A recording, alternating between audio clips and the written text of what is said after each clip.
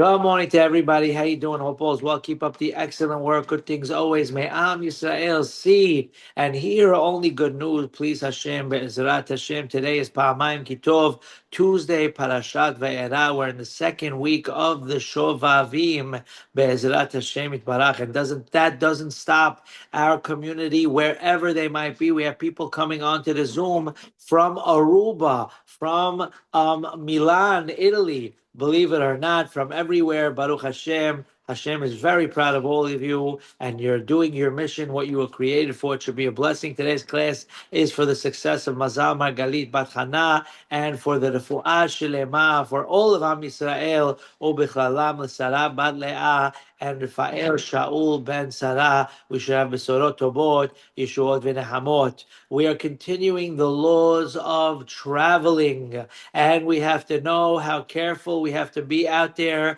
You guys are all perfect, but you have to spread the word that everyone should be like you. There are people that think there's no big deal with eating certain things when it's in Johannesville, and the answer to that is absolutely there is major problems. Sometimes we think that what's the big deal? I'm looking at the ingredients in a candy. What's the big deal? Even Batya says gelatin is kosher, so now that means you could eat anything you want. I don't even know if they still have Starburst out there, but years ago, people would say, I could eat it. You don't know if there's grape juice in there. Believe it or not, there's a certain candy. We called up the company because it's possible when we were kids that we thought OR stood for Orthodox Rabbis, and maybe the old man who gave it to us couldn't see well, and he gave us, and we said, Yalla, let's eat it before you find out it's not kosher. So certain candies out there, believe it or not, we looked into it even nowadays. The ingredients are 100% fine, even without gelatin. Why is it a problem? And we found out they still spray the trays that it doesn't stick with the good old fashioned lard, little rascal alfalfa style, believe it or not. Or when someone wants to wake up for breakfast and have their grits and they put some lard on the item before they knew about a cholesterol problem. So they still put those things on the trays till today. It's not officially part of the ingredients, so they don't write it down on the item, believe it or not. So when it comes to allergens, they get sued for nuts, they get sued for dairy, but so far no suing for those things. So that's why you don't see them. You have to be very careful. Now, there's a story you may know, it's worthwhile of repeating it, that a friend of ours in this class, God bless, everyone should always be safe and successful and have great health. He was on a cruise, and Baruch Hashem, there was a whole group of people from the community, the Jewish community in Wisconsin, on the cruise. And the chef is saying it's kosher, and they're shooting out food, Shema Yisrael. And the kids are devouring, and the adults are devouring hot dogs, hamburgers, you name it, eckling, unlimited nights and weekends. Forget about it. And my friend is wondering, it's very hard to believe that all this food on a non-kosher cruise is kosher. How could it be? And he goes to the chef, are you sure this is all kosher? He says, 100%, I'm 100% sure that it's all kosher. And he said, you want to show me? And he says, why not? We're transparency. Are you kidding? No problem whatsoever. The chef knew that when a Jew has a kosher meal and he wants to heat it up in an oven that's not kosher, so you take 2 sheets of tinfoil and you give a double wrapping. And as we said, you got to make sure there's no liquid. If there's liquid, the liquid travels through the tinfoil just like it does in a pot. You can't use meat and dairy pots, right? You can't use a dairy pot for meat or vice versa, because the liquid transfers not chemicals, but molecules and food particles into the wall of the pot and vice versa. So when there's liquid, it's a problem. So when the tinfoil is dry and you put another tinfoil and you throw it in the oven, then it is kosher. Believe it or not, as we know, you're allowed to heat it up. That's why on the airplane, sometimes you could have your Omelet, I do believe the El Al omelet you are allowed to eat on Kippur, but we won't talk about that right now. That omelet doesn't need a refrigerator, doesn't need anything. Sometimes it might glow a little greenish color like the Northern Lights. But long story short, they put it in the oven and it's double wrapped, so they heat it up and then you're good. Well, this chef knew that law, so he thought if you take Oscar Mayer hot dogs and you throw them in a tray and you double wrap the tray and heat it up, it becomes kosher because it's double wrapped. So unfortunately, those people from Wisconsin were downing hamburgers and and hot dogs that were not kosher, but the chef thought if it's double wrapped, it becomes kosher. So therefore, unfortunately, there was fake news involved, and it wasn't good. So we always have to be careful how we go, what we go, etc. Some people, thank goodness, in our community, everyone's makpid with kashrut, right? But it's possible that one time a guy told me he was from Wisconsin and it was in Wisconsin. I'm waiting for the governor of Wisconsin to give me a call. But long story short, he was going to a not kosher restaurant. Let's just give it a name. I don't know, Vic's. I don't know if there is a restaurant that might exist like that. And he says, Rabbi, can I get you anything? I said, 100% you can get me something. He says, what? And he was serious. Sometimes people go to certain places so often that they forget what really is going on. I said, do me a favor, go in the kitchen. There's a garbage can with a lot of kosher cheese because the lady comes, could you put this cheese on my pizza? Yeah, no problem. And the guy takes a 3-pointer from where he's standing to chuck the cheese in the garbage, and he's using his cheese. And so there's a lot of kosher cheese in the garbage. And then he realized, oh, Li Shema Israel. So thank goodness that's only in Johannesville, USA, not in our community. But we have to know that even tomato sauce and a pizza contains meat in it. A fellow friend of mine went to Wisconsin and he asked Pomoni, could I see what's in your tomato sauce? And they had a rack of regular beef in the tomato sauce. Someone would think, what is wrong with tomato sauce? Well, guess what? There's not kosher meat in there. So forget about meat and dairy. It's not kosher meat. And we have to be even a tomato sauce has that. So we have to be careful. Rumor has it that dressings have chicken stock in it. Why wouldn't they? If it tastes better, why wouldn't they do it? Obviously, and therefore you could get a salad.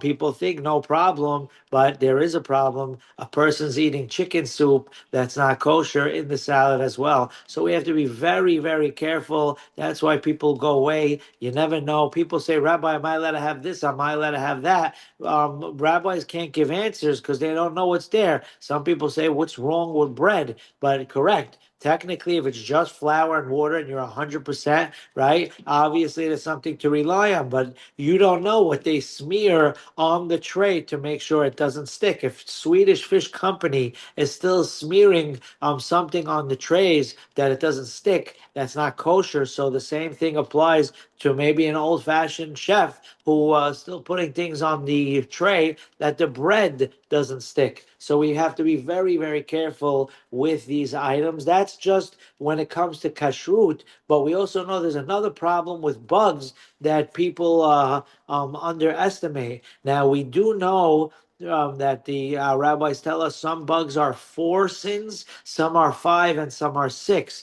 Now, technically, if a person eats lettuce with bugs in it, I don't know if we should tell this to the wrong people. It's not a sin from the Torah, but since it's a complete biriyah, it's not batel b'shishim. Usually, if a kibbeh bowl falls into a rice pudding and you assess that there's 60 times more dairy than there is the kibbeh bowl, you remove the kibbeh bowl, the item is kosher because there's 60 times more, so it doesn't give off flavor. But bugs in broccoli or cabbage or lettuce does not get annulled in 60, because then we wouldn't have to check lettuce. Why are we checking lettuce? And why are we buying bugless things? And why is there a problem with strawberries and all of the above? I once got a video that the guy zoomed in on a strawberry, and it's not just a fanatic thing. Oh, they're fanatic.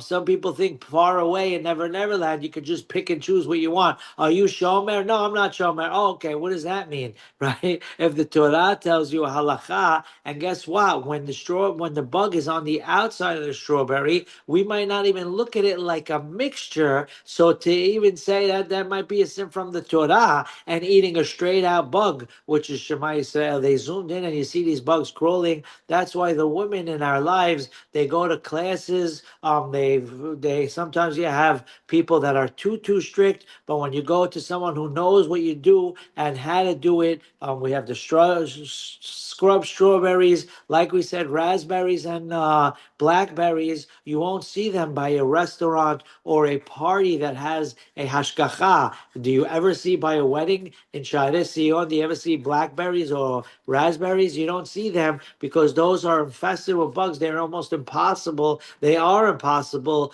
to clean. However, if people throw them into smoothies, etc., then you have to ask your local rabbi. But we do have to keep in mind that all these items have bugs as well, so we have to be careful. So even getting a salad isn't so simple, even if there's no chicken stock in the dressing. So we have to be careful with that as well. Be'ezrat Hashem Yitbarach. When it comes to a cruise, there's another halacha we have to keep in mind. Ask your local rabbi for specifics. But in the old days, as we mentioned yesterday, that if someone left 20 minutes early before dismissal, before winter vacation, they would take the kid, put him in a room with rats running around. Shema Yisrael, the kid they'll never miss a minute. But nowadays, people already kissed Friday. People are coming back Wednesday after vacation. How you doing? And the Morris says, okay, write an essay on how your trip was. Baruch Hashem. There's no accountability nowadays like there was in the old days. Also, if a kid was sick back then, the mother would pull out a good old shotgun and point it at you and said, you're going to school, Baba, whether you like it or not. It could be 9/11 and your school is in the Twin Towers and your mother would make you go to school. Today, kid gets up, Mom, I'm not in a mood to school. Oh, stay home, Hazita. Order Uber Eats and have yourself a nice day. So it's not a chinuch class right now. Each to their own. I'm sure our community, the mothers are educating the children in a proper way, Baruch Hashem, and we're doing great. But back to our subject, there is a halacha that since winter vacation begins usually on a Wednesday or it's a half day, the old days it was a full day, now it's a half day, etc. There's a halacha. Are you allowed to go on a ship, on a boat, with 3 days before Shabbat? It's a Mishnah, it's a halacha. You're not allowed to go on a boat, believe it or not. Now, if someone's going fishing on a Friday, it means you're not allowed to go when you're going to travel on Shabbat on the cruise. However, you can go on a boat on a Wednesday, Thursday, or Friday if you're just going for the day. Obviously, you can't go if you're going to stay long term on Shabbat. There are two reasons for that halacha. Reason number one is what most rabbis say, because of motion sickness and seasick. So why 3 days? Because after 3 days, they already get used to being there and they won't be nauseous on Shabbat. So if you go on Tuesday, Wednesday, Thursday, or even Wednesday, Thursday, Friday, you're good. But once Shabbat comes, that's a problem, like we said, if it's within the 3 days. So he'll get used to it, she'll get used to it, and they'll have an okay Shabbat. There's another reason that our rabbis bring down, and that is we know there's a concept that not everyone is familiar with called Techum Shabbat. The reason why we're not so familiar with it is because it doesn't really happen nowadays. In the old days, they really did have a town, and then there's no man's land outside of the town. So when you leave the city, when you leave the town, you're not allowed to walk more than 2,000 amah, 4,000 feet outside of the city, unless there's another city within that 2,000 amah, then you are allowed to. So over here, Wherever we walk around here, there's always homes, there's always things. But if a person does live in Johannesville or they're in Arizona, whatever it might be, at the outskirts, then you're not allowed to leave the city more than 2,000 amah, 4,000 feet. So what does that have to do with a boat? The same applies at sea, is also out of the city, and you're traveling more than 2,000 amah. So what does 3 days have to do with that halakha? If it's out, it's out. You're not allowed to. And the answer is this is only a problem when you're on ground. But if the vehicle, the utensil, the item that you're in is more, that the bottom of that boat is more than 10 tefachim higher than the floor of the ocean. So it's like there's an airspace, sort of to say. So you're allowed to travel outside the Dechum Shabbat. If a guy has a great American hero jetpack that's Shabbat kosher, maybe the people who brought you the kosher lamp will come up with one of those one day. But technically, there's no problem of Dechum Shabbat because they're more than 10 tefachim above the ground. The Gemara discusses regarding Eliyahu Hanavi, believe it or not, if he could come Shabbat, does he come Shabbat, and can he come into the outside of the Techum Shabbat? But then they say he flies, he's above the 10 Tefahim, etc. So since the boat after 3 days is already out there in the depths of the sea on the downeaster Alexa, so there's more than 10 Tefahim from the ground of the ocean to the bottom of the boat. Therefore, it's not a problem as well. So if someone does have to go within Friday, Thursday, or Wednesday, you ask your local rabbi how. The halakha tells us for a mitzvah, a person's allowed to go Wednesday, Thursday, Friday. So that's also something to keep in mind.